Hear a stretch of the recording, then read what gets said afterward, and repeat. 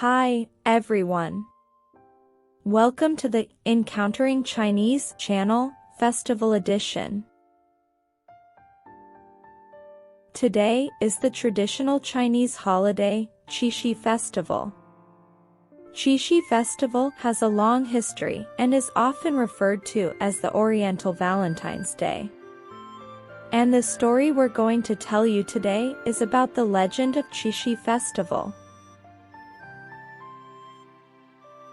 Once upon a time, there was a kind-hearted and honest young man named Niulong.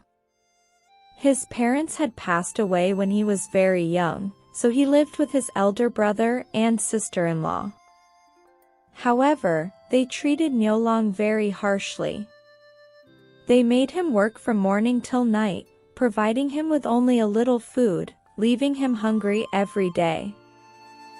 Finally, one day, his brother and sister-in-law decided to no longer allow Niulong to live with them. They gave him an old ox and a worn-out cart and drove him out of their home. From that moment on, Niulong's only companion was the old ox.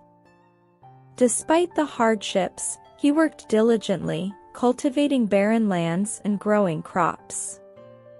He even built a thatched hut on a hillside where he lived. 2 years later, the thatched hut turned into a tile-roofed house, and Niulong's barn was filled with harvested grains. His life gradually became more prosperous. However, he was lonely, with only the old ox by his side. While he never went hungry, his days were still quite desolate. One day, unexpectedly, the old ox began to speak. He told Niulong, "Niulong, I used to be the heavenly golden bull god. I was banished to the mortal world for violating heavenly rules. Today, several fairies will come to bathe in the nearby Billion Pond. When they do, go there and hide the red fairy robe. The fairy who wears the red robe will become your wife." Niulong was surprised and happy that the ox could speak. He asked, "Is what you're saying true, brother ox?" The old ox nodded. Following the ox's advice, Niulong went to the Billion Pond and hid in the reeds, waiting for the fairy's arrival. Before long, a group of fairies descended from the sky. They undressed and entered the pond. As Niulong watched, he hurriedly emerged from the reeds, took the red fairy robe, and fled. Upon seeing someone, the fairies panicked and hurriedly dressed before flying away. All except one fairy, who couldn't escape without her clothes. She was Jinu, the weaving maiden, who was a granddaughter of the Queen Mother of the West. Jinu was very beautiful and spent her days weaving beautiful clouds with other fairies in the sky. Niulong returned the clothes to Jinu. After Jinu put on the clothes, Niulong walked up and said, "Miss, would you be willing to become my wife?" Jinu's heart swayed, and with a blush, she nodded in agreement. Thus, Niulong and Jinu became husband and wife. After their marriage, Niulong continued to work in the fields, while Jinu wove at home. Their love grew stronger, and their days became even more blissful. Not long after, they had a son and a daughter, both adorable children. However, their happiness was short-lived. The Queen Mother of the West learned of Jinu's mortal marriage and became furious. She sent heavenly soldiers to take Jinu back to the heavens. Despite their protests, the heavenly soldiers forcibly separated the couple. Niulong held his crying children and watched as Jinu was taken away to the heavens. Overcome with grief, he cried as well. Once again, the old ox spoke, telling Niulong that he was about to die. He instructed Niulong to skin him after his death and wear the hide. This would allow Niulong to fly to the heavens to find Xinu. Niulong was very surprised. He had just wanted to speak to the old cow when suddenly, the old cow collapsed on the ground and died. With tears in his eyes, Niulong peeled off the hide and gave the old cow a proper burial. Then, he found a carrying pole and a basket, placed his 2 children in the basket, and carried the basket on his back, draping himself in the hide. He soared into the sky. Niulong flew swiftly, and astonishingly, he gradually closed the distance between himself and Xinu in the heavens. Seeing her husband and children approaching, Xinu stretched out her arms and cried, "Husband, children." Just at that moment, Queen Mother of the West saw all of this and rode on a rainbow cloud to chase after them. She took off her golden hairpin and made a stroke in the sky, instantly creating a Milky Way. This Milky Way forcefully separated Niulong and Xinu once again. Despair filled Xinu's eyes as she gazed across the river at Niulong and their children. They cried out for each other, and their cries resonated with all who heard them. Even the fairies and heavenly beings who were watching shed tears. Unexpectedly, their cries moved the magpies in the mortal realm. Thousands of magpies flew to form a sturdy bridge over the Milky Way, allowing Niulong and Xinu to reunite. Touched by their unwavering love, the Queen Mother of the West finally relented. She allowed them to meet at the Magpie Bridge once a year on the 7th day of the 7th lunar month.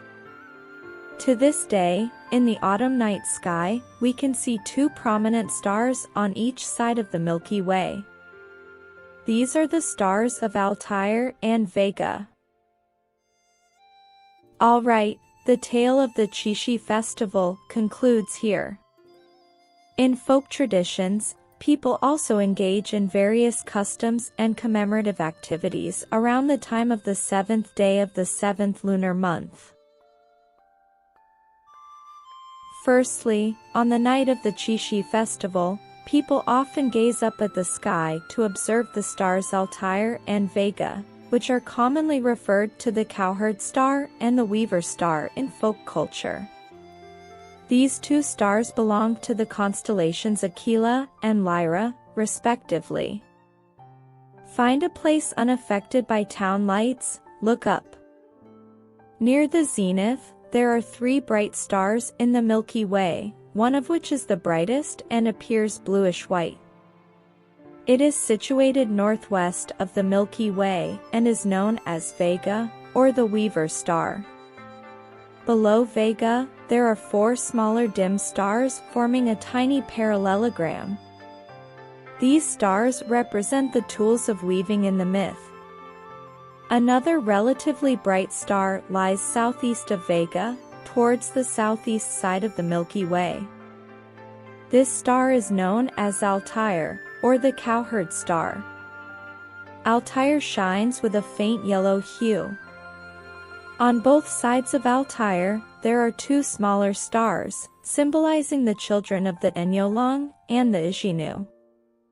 Astronomical experts have indicated that although Altair and Vega enact the meeting on the Magpie Bridge every year on Qixi, in reality, these 2 stars will never actually come together. In fact, they are about 16 light-years apart, which is roughly 1.51 quadrillion kilometers. However, due to their relatively stable positions, during the 3 months following the 7th day of the 7th lunar month, we can still observe the meeting of Altair and Vega from Earth's perspective. The second custom is the practice of threading needles. This custom originated during the Han Dynasty and has been passed down through the ages. In the Southern Dynasty period, the work 经处岁时记 recorded. On the evening of the 7th day of the 7th month, women would take a thread and thread it through the 7 holes of a needle, and then make a wish. The book 余地志 also recorded. Starting from the reign of Emperor Wu of the Qi dynasty, on every 7th day of the 7th month, palace maids would climb up the city tower and thread needles there. Later, that city tower came to be known as the Threading Needle Tower. In the 5 Dynasties period, a book by Wang Renyu mentioned. On the day of the Qixi festival, the imperial palace would construct towers made of brocade, reaching a height of 100 feet. The towers could accommodate dozens of people, and they would be filled with fruits, wine, and meat. The seats arranged there were used for offering sacrifices to the cowherd and weaver stars. The court concubines would also use multicolored threads to thread through the needle holes. They would face the moon while threading needles, and passers-by found this quite interesting. At the same time, music would be played in the palace, and such banquets and music sessions would last until the early morning of the next day. The common people also imitated the palace concubines. Thus, on the 7th day of the 7th month, every household would hold similar celebration activities.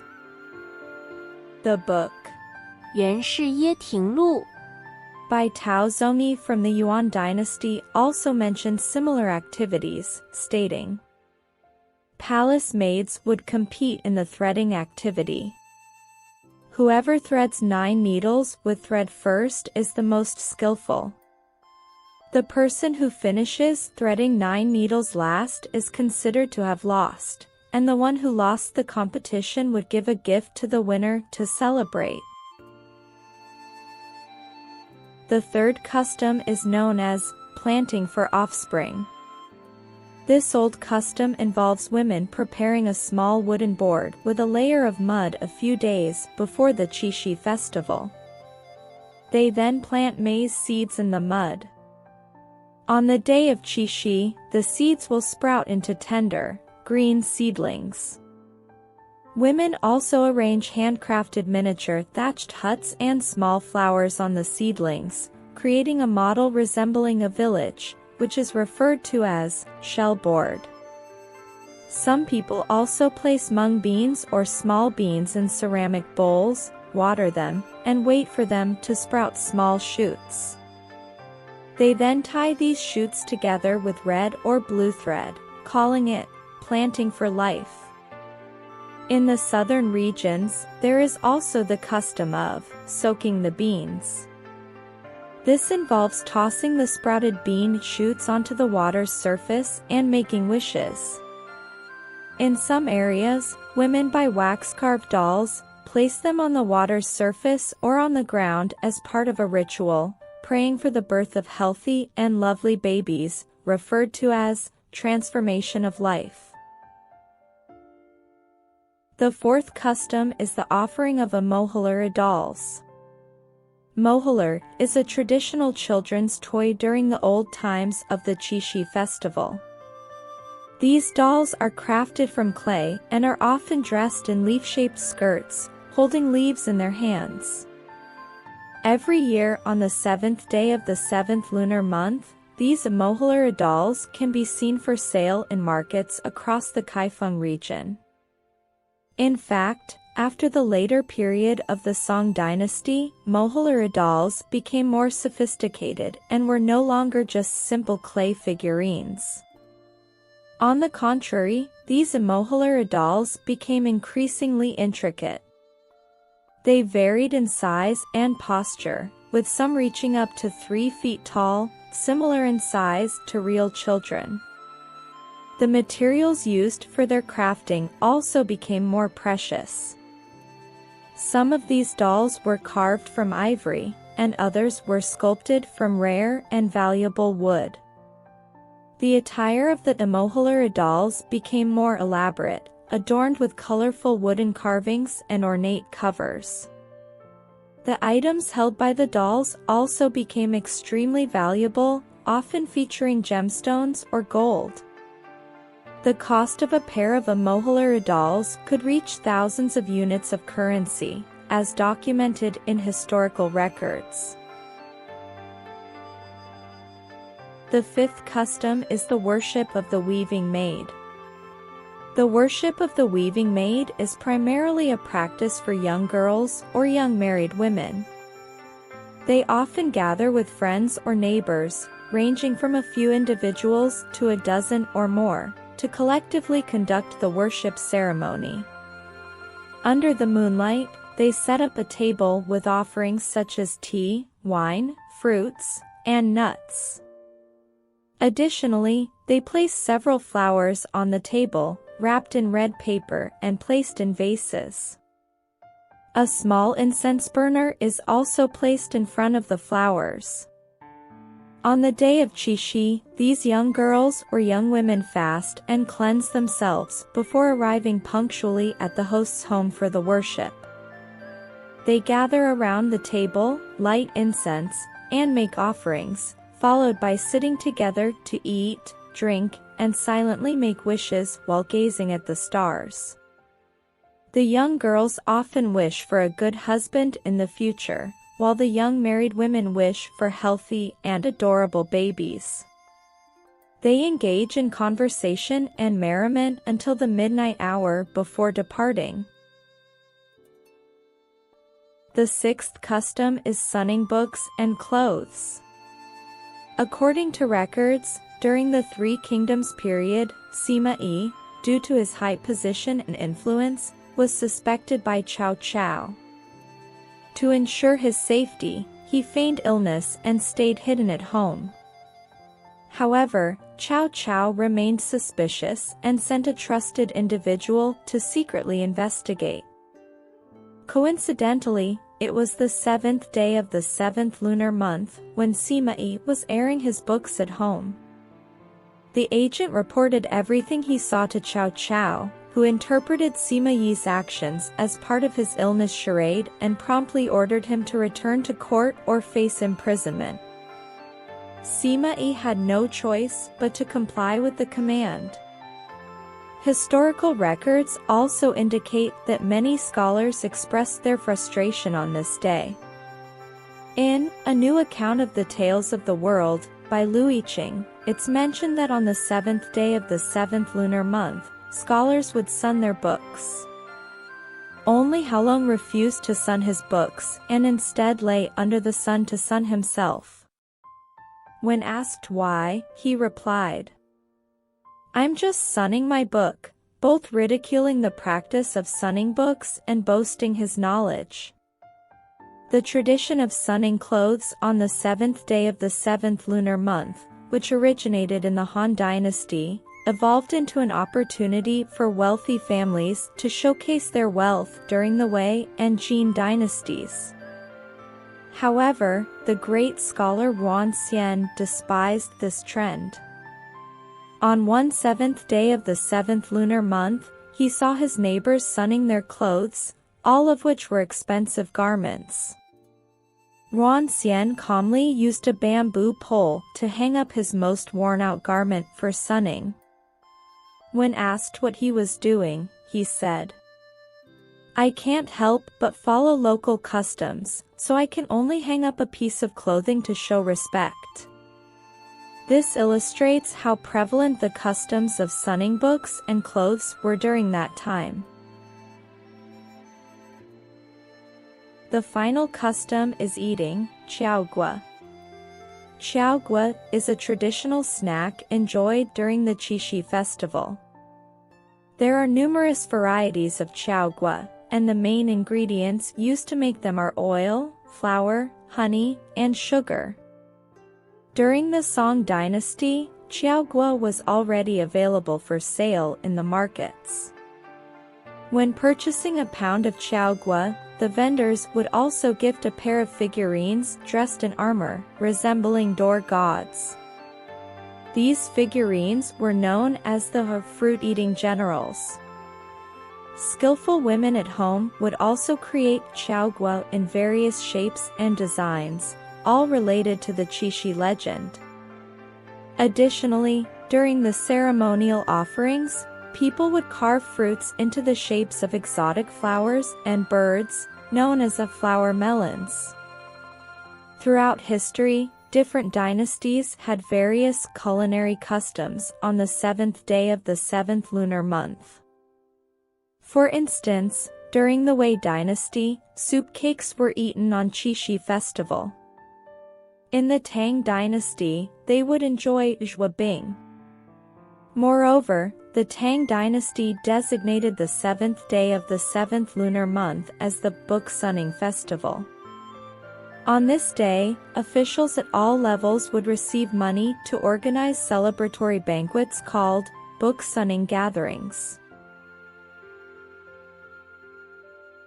That's all for the story and folk customs related to the Qixi festival. If you enjoy our channel, please give us a thumbs up and subscribe. If you have any preferences for the types of stories you'd like to hear, you can leave us a comment in the comment section and let us know. Here's wishing you a happy Qixi festival. Love you all.